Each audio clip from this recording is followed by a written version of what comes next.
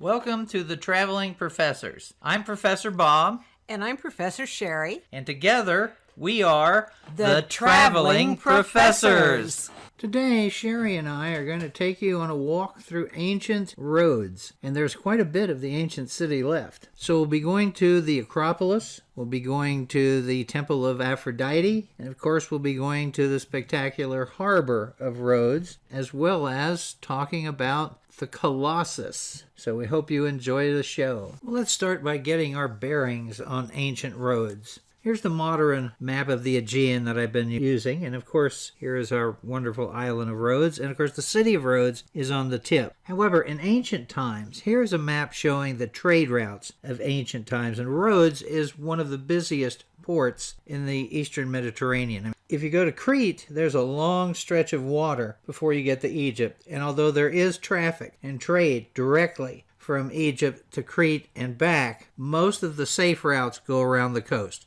particularly with the little islands, because there's plenty of places to get protection in case the storms pop up. And it's a shallower area. When you get out in that area between Egypt and Crete, the Mediterranean is a lot deeper. So you can see the trade routes here. And that will remain true until we get to the Roman Empire. In the Roman Empire period, the Romans, even though the Rhodians were allies, destroyed their economic commerce by moving all of the trade through the island of Delos, which is there right by Mykonos today, so that the Roman businessmen would have the advantage. Now, Rhodes will eventually come back, but that's in the Middle Ages, because it's a great stopping off point for crusaders and, of course, for pilgrims. And again, to remind you, this is a nice painting of what Rhodes may have looked like in ancient times. Remember, it's inhabited since the Neolithic period, so it's been there, lots of people living there for a very long time. And, of course, you see the Colossus, and we'll talk about the Colossus at the end of this presentation. And our aerial view of the city, the medieval city. Now remember, the modern city is about 33,000. In ancient times, it was 100,000.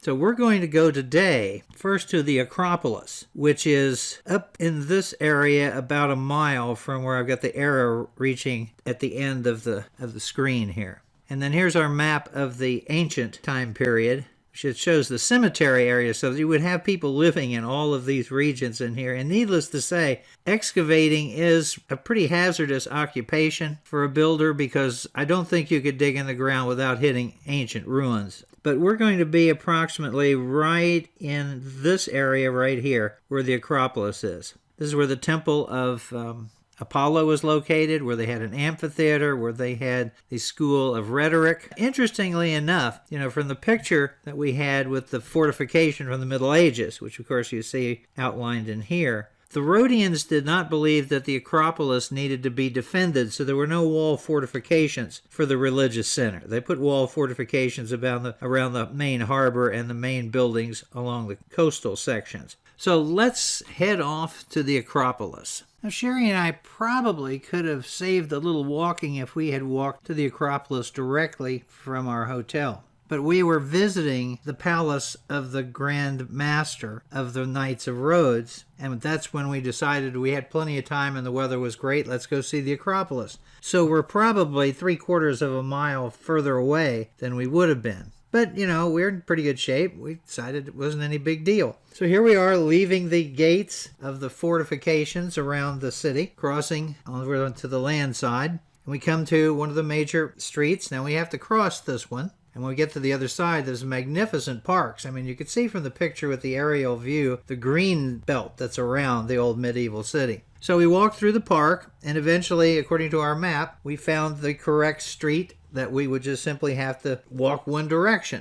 And one of the sections that we found, you see the housing construction and some of the houses in the area. This is a Rhodian building from ancient times, and they're all over the place. It was not uncommon to see these everywhere we went. So we just keep walking down the street. Now, the street map that we had of the city was not long on giving us how far we were supposed to go. It just seemed like it wouldn't take very long. But it kept going on and on and on. Here's one of the houses. Very obviously a very nice section of the city. But we did reach a point where we thought we needed to talk to a local. And we stopped by what was walking by a building that was a little bar. And so I went in and engaged one of the gentlemen there about some directions, and he said, yes, you're on the right path. You can see him here in front of Sherry, and he's going to point to that wall way down at the end of the picture. He said, you go down there and turn right, and it's about half a mile. So we continued on. So we walked down the end of the street. There's the wall. We're supposed to turn right, and we turn right. And of course, we still haven't seen a sign that says archaeological location, which is odd. So we continued walking. And ultimately, we finally reached a spot where there's lots of trees and there was a little parking area, and we found the sign, as you can see here, the ancient Acropolis, and then we saw buses parked for tourists. We knew we were in the actual location that we needed to be. Here's the aerial view of what I have on the cover of the introduction, and we were originally just planning to come up to see the Temple of Apollo, which is right here. None of the guidebooks, none of the material that I had that talked about this site really did anything except make a couple of passing mentions to the School of Rhetoric. And as you can see, we have a wonderful stadium area here. There's also a bath, fountain, and of course the School of Rhetoric, and there are all sorts of other buildings besides the amphitheater and the temple to Apollo and the Rhetoric School. One of the great leaders, Camillus, also built an agora, a temple to Athena, stoas. There are even Mycenaean tombs that have been found in this region, and there are also temples to Athena and Zeus, as well as the fountain house. So as we're walking from the parking lot, you can see how far this is. There's the Temple of Apollo up ahead. And at this point, we're really just sure that that's probably all we're going to get to see. So we finally come out into the park area and stroll through it. And they have people selling food and drink. Get closer and we look off to one side. And here's our first view of the stadium. And it's gigantic. Now, I will point out to you that the trees that come up here, the stadium would have gone up higher. If you go up into those woods, you can see where there's other layers. This is all that they've chosen to restore. And so we, of course, had to walk all the way to the end of it. It's pretty much the same standard size that you would find at Olympia. You go along the walls here, and you notice there's a set of front seats right on the venue. And then you go back, and then you have other sets of seats. So here's a section where you can see the opening so that you can go in to go up to the other levels, but also see where the seating is located. And then if you go back behind that, you see there are slots so you can actually separate, put a stone in there, and then keep the people from behind you from coming out this direction. So it was a beautiful walk, and my understanding is that they do all sorts of events here, musical events, and they do games and other things. And then here's at the end, where I walked up the top of the stairs and then turned around, and this was the view going back down the other direction. And then you'll notice from right here, there's a separation. And this is what it looks like on the ground. And there was probably something there at one time, but I had no explanation what this was supposed to be, other than perhaps the racing and whatever ended at one side, and the other side over here was for music and other things. But this is the view of the other side from the ground level. And then here's some people walking around to give you some idea of scale. And then, of course, Sherry took a picture of me sitting in the first class seats. And then here I am standing in that central region as we're heading back. Once we get back to the entry point to the stadium, we have two buildings to look at. One of them is a fountain or a bath. And here we're looking directly at it, and you can see the openings which are in some cases are blocked up, where water probably came out. And this could have been a fountain as well. And you look off to the side and you see there's a wall partition and there's one on the other side. So this could have held a lot more water than what it appears like today. And then here's a close-up of the way they've clogged up or closed one of the openings. And then right next to it, you can see the fountain area right here. And then right next to it is this, which is actually the School of Rhetoric. And the School of Rhetoric has been there for a very long time, more than 2,000 years.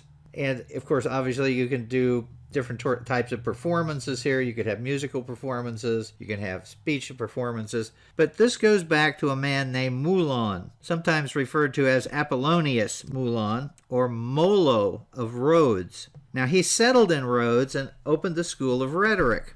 And he had, in the past, had been to Rome as an ambassador for the city of Rhodes and had met Cicero. And ultimately, Cicero came and visited him and took his rhetoric class. And of course, Cicero is one of the great speakers of ancient Rome. And then later, Julius Caesar came in and took the class with Molo as well. And he's an interesting instructor. He usually started off his discussion about rhetoric by quoting Demosthenes, one of the great speakers of ancient Athens. And he said Demosthenes used to tell his pupils that there are three elements in rhetoric: delivery, delivery, and delivery.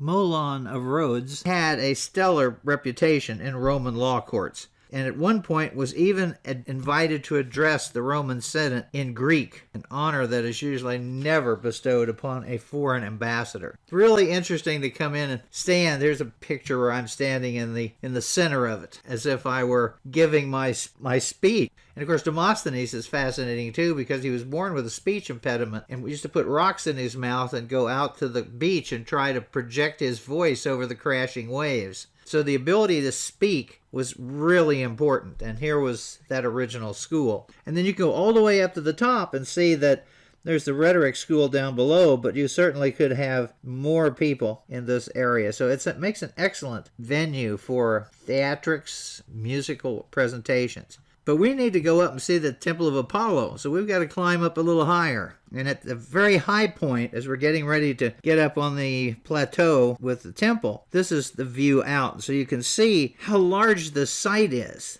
So it's time to start climbing some more. So we go up the back of the rhetoric school, and we've got a flight of steps here. And then we get up to the next level, and you can see a little bit of the Temple of Apollo. And once you get to that top platform, then you can look out, and it goes all the way to the Aegean Sea, and you can see the modern city down below, but it's quite a ways off. Then here's the aerial view, and this picture was taken before they were doing reconstruction work. But here's what you can see of the Temple of Apollo at this point. Now remember, if it's already standing, they will keep it in place. So they're in the process of doing some work here, so it remains in good shape. And there's all sorts of these plinths around where bronze statues or stone statues would have stood.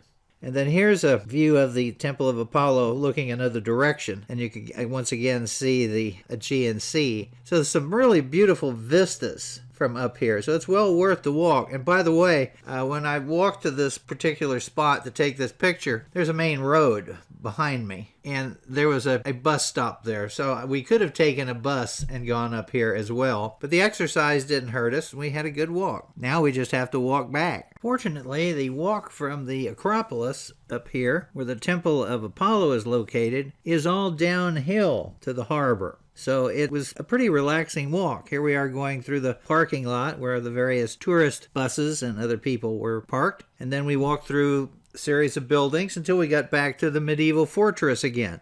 And now we're going to go down to the harbor. Now here is the artistic view of ancient Rhodes that I've shown before and used before. And I'm going to talk about the Colossus very shortly. Now from the map standpoint, here is the ancient map, and we're going to be going into this region right here. As a matter of fact, we're going to be going to this spot right here because that is where the Temple of Aphrodite is located. They have excavated it. It's right on the outside of the medieval wall. So after we get down into the city, we come to this area as we're getting ready to go out to the harbor, and this is the foundation of the Temple of Aphrodite. And here is the little marker that they have there. And of course, they found a statue of Aphrodite in there. And it's in the museum in the palace area. So here is the statue of Aphrodite that would have been found in that temple. And then here's a couple of other shots of the temple from different directions. It was really interesting when we found this because we had been in the medieval city for quite a while. And then you come out and they go, well, these are ancient ruins.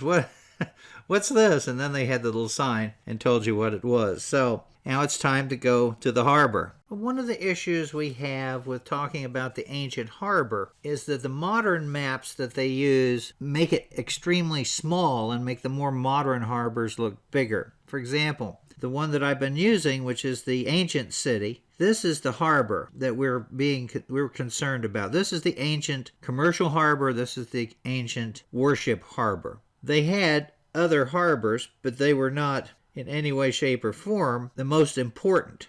They could be used for other purposes. This was the one that they could defend because the entrance to the harbor had a iron chain across it. But some of the maps that I've shown you, like with the medieval city and everything, have it really tiny. The only one that I found that was more modern was this one, which is used by the Tourist Bureau. And it's much more accurate because it has it about the same size as the one in the ancient map. But this is the place that we're looking for, right in this particular area. Now, the Colossus would have been located either right here, which is most likely, or right there. Now, you always see pictures of it straddling the harbor. That's from the Middle Ages. But how do we even get a Colossus? Because it does not exist until 292 BCE. So here's a picture showing a battle scene. It shows the city of Rhodes being attacked by this gigantic battle tower. And it's more than the kind of tower where you just come in and drop your bridge down and try and get across. The man in the picture you see here is Demetrius, the city slayer. And he created this magnificent tower. It has multiple catapults in it at different levels, and they had more than one of them. They were usually covered in bronze to protect them from being attacked from the outside. And so what happened in this? After the death of Alexander the Great, there's a civil war between all of his generals. And one gentleman, Antigonus Monothelmus, Antigonus the One-Eyed, had the largest parts of the land, and it was in the process of really trying to reduce all the other generals, and they all banded against him. The only one working with Antigonus was his son, Demetrius, and this is Demetrius that you see here. Well, he besieged Rhodes. In the process of besieging it, they built these towers, they had all kinds of siege equipment brought in, and the Egyptians, by Ptolemy, sent relief ships to try to help them out. But what ultimately happened is that his father got in trouble in Greece, around Athens, and had to have him withdraw his army back to the Greek mainland. When he did, they just left. They didn't have time to even destroy their equipment. They just left all of their equipment. The Rhodians estimated that the equipment left behind was worth about 300 talents. Now that's the equivalent of Rhodes' practically 2 to 5 years worth of income from trade. And they decided to sell the equipment so that they could make a commemorative statue to Apollo. And that's what they ended up doing. They also used a lot of the pieces of his equipment to make the statue. A lot of the bronze that they're frequently referred to as Greek brass was then utilized. Now, if you take an aerial view of the real harbor, here's a shot of it. So you have the entrance, and you have this fort over here. Today, where that fort is probably where the statue was originally put. Now, they started building it in 292 BC. Took them 12 years, so it was finished in 280 BCE. And it stood on a 49-foot-high white marble pedestal near the harbor. Now, some people have actually put that down at the back here in this area of the harbor. But most people think this is the most impressive because they believe that it was kind of a little lighthouse as well. The statue itself was 108 feet high, 33 meters. Now, I'm going to do a comparison between the Statue of Liberty and the Colossus at the end. So let's just worry about the Colossus here at this particular time. And so they put it up. It remained upright for 54 years. In 226 BCE, a massive earthquake devastated Rhodes, and the statue snapped off at the knees and fell on the peninsula there. Feet and the knees up and the rest of it laying on its side. There were people who wanted to rebuild it, but supposedly the Delphi oracle said that would offend the gods, so they decided to leave it lay there. And it will lay there for 879 years. So people have seen it for quite some time. If you go to the harbor today, here's that entrance to the harbor. Far wider than they could have possibly put a statue across there. That is just something. Here's the picture of the medieval drawing that you have people finding talking about the Colossus standing over it. And there is a Colossus of Rhodes movie. And I'm going to show you a clip of it here in a little bit. But there is a Colossus of Rhodes movie that was done where literally the bowl of fire for the light can be turned and then poured down on ships trying to get into the harbor or trying to escape the harbor. That didn't happen in the ancient world. But anyway, what happened is, so that material lay there on the ground for 879 years, And then, in 653, an Arab army under General Muawiyah I captured the city of Rhodes. And according to a chronicler known as Theophanes the Confessor, the statue was then melted down and sold to a Jewish merchant from Edessa, who loaded the bronze and other stuff on 900 camels and then hauled it back to Edessa. So it is something that actually did indeed exist. And actually, after the statue was built, the Rhodians are sometimes referred to as the Colossians. And again, you look at the entrance to the harbor, and then I'm up here on the jetty looking across to the fortress. Because even in the Middle Ages, this was an important harbor because they still used an iron chain to keep Suleiman the Magnificent's navy out of the harbor as well. But the Knights of Rhodes, they are the ones who built this massive fort up here. And this is what the scene probably looked like in a much more accurate fashion. You have the walls coming across, going down the peninsula. You have the statue on its pedestal up above, and there's the entrance to the harbor. So that's the story with Colossus, one of the 7 wonders of the ancient world. So let's take a little closer view of the harbor. And as I said before, here's a little clip from the Colossus of Rhodes. It's on YouTube, so you can find it.